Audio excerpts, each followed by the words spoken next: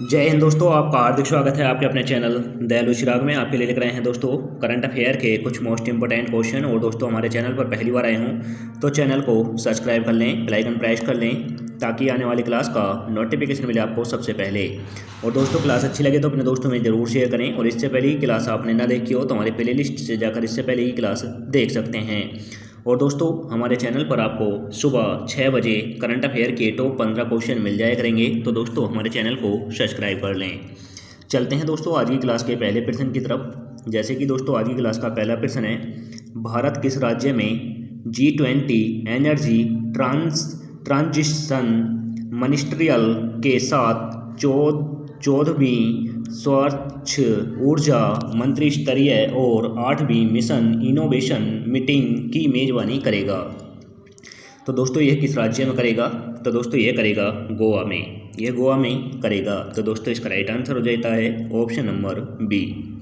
अब दोस्तों इन सभी राज्यों की राजधानी बता दूं, नोट कर लें। मिजोरम की आइजोल है, और दोस्तों गोवा की पणजी है, पंजाब की चंडीगढ़ है, गुजरात की गांधीनगर है।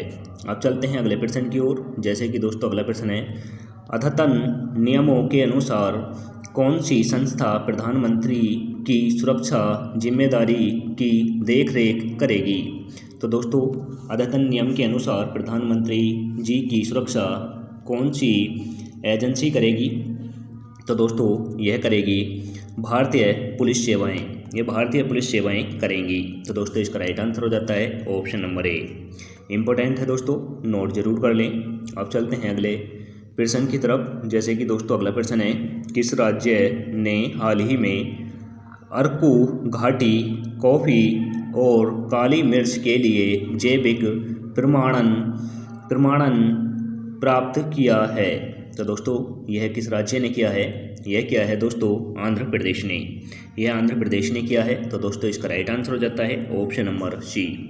अब दोस्तों इन सभी राज्यों की राजधानी बता दूं, नोट कर लें। हिमाचल प्रदेश की शिमला है, महाराष्ट्र की मुंबई है, आंध्र प्रदेश की हैदराबाद है, अरुणाचल प्रदेश की ईटानगर है।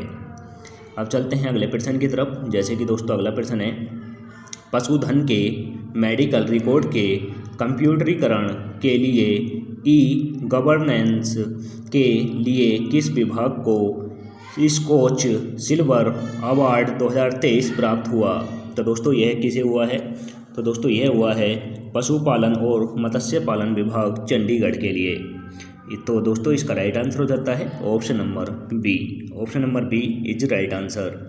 अब चलते हैं अगले प्रश्न की तरफ। जैसे कि दोस्तों अगला प्रश्न है, नीति आयोग के वार्षिक स्वास्थ्य सूचकांक 2020-21 में बड़े राज्यों की श्रेणी में सर्वप्रथम किस राज्य ने प्राप्त किया है?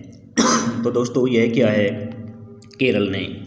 यह केरल ने नीति आयोग के वर्ष में स्वास्थ्य सूचकांक में सबसे बड़े राज्य की श्रेणी में स्थान प्राप्त किया है। तो दोस्तों इसका राइट आंसर हो जाता है ऑप्शन नंबर डी। अब दोस्तों इन सभी राज्यों की राजधानी बता दूं, नोट कर लें। असम की दिसपुर है, उड़ीसा की भुवनेश्वर है, उत्तराखंड की देहरादून है, केरल की त्रिवेंद्रपुरम है। अब चलते हैं अगले प्रश्न की तरफ। जैसे कि दोस्तों अगला प्रश्न है, बोला टिनुबू ने किस देश के राष्ट्रपति पद की शपथ ली है? तो दोस्तों बोला टिनुबू जो हैं यह किस देश के राष्ट्रपति बने हैं? तो दोस्तों यह बने हैं नाइजीरिया के। यह नाइजीरिया के राष्ट्रपति बने हैं। तो दोस्तों इसका राइट आंसर हो जाता है ऑप्शन नंबर बी। तो दोस्तों नोट कर लें, यह भी इम्पोर्टेंट है, पूछ लिया जाता है काफ़ी एग्जामों में। अब चलते हैं अगले प्रश्न की तरफ। जैसे कि दोस्तों अगला प्रश्न है, हाल ही में सुर्खियां बटोरने वाली टीना टर्न किस पेशे से जुड़ी हैं? तो दोस्तों टीना टर्न जो हैं यह किस पेशे से जुड़ी हैं यह बताना है। तो दोस्तों यह जुड़ी हैं दोस्तों संगीतकार हैं। यह एक संगीतकार हैं। तो दोस्तों इसका राइट आंसर हो जाएगा ऑप्शन नंबर डी।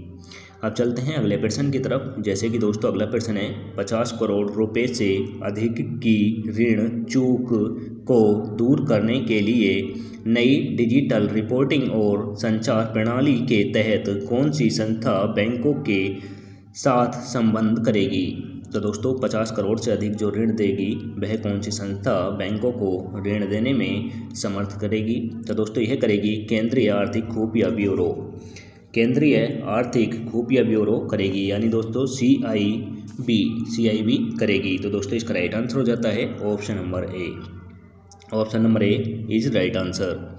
अब चलते हैं अगले प्रश्न की तरफ। जैसे कि दोस्तों अगला प्रश्न है, SBI इकोर्ब की नियमित रिपोर्ट के अनुसार FY23 में भारत की GDP की अपेक्षित विकास दर क्या है? तो दोस्तों SBI के द्वारा GDP भारत की आंकी गई है, वह क्या है? तो दोस्तों यह आंकी गई है 7.1%। 7.1% आंकी गई है। तो दोस्तों इसका राइट आंसर हो जाता है ऑप्शन नंबर बी।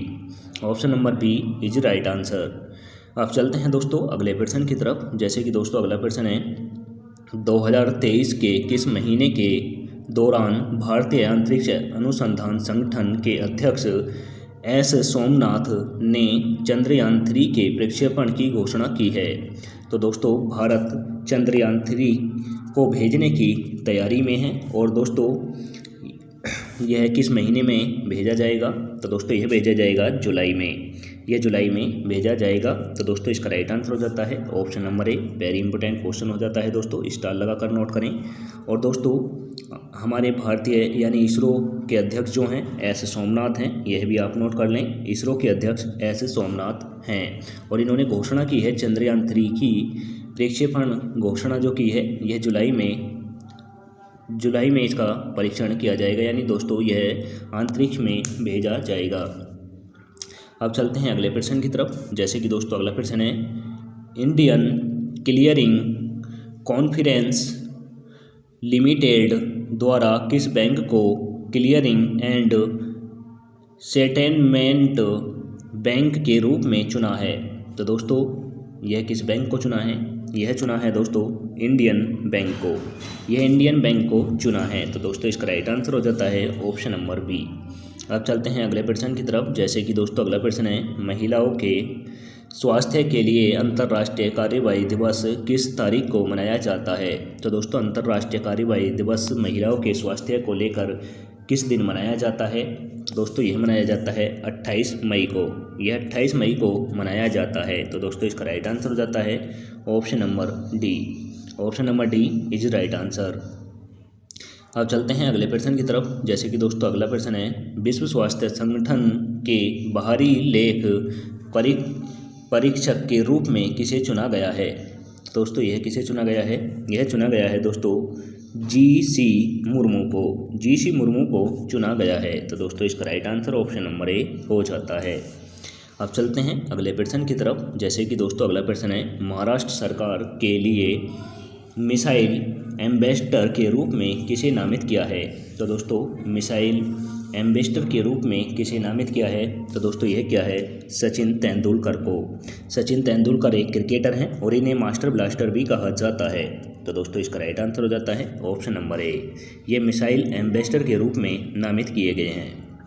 अब चलते हैं अगले प्रश्न की तरफ। जैसे कि दोस्तों अगला प्रश्न है, केंद्रीय कोयला और खाद्यान्न मंत्री प्रहलाद जोशी ने किस IIT में पहला खनन स्टार्टअप शिखर सम्मेलन का उद्घाटन किया है?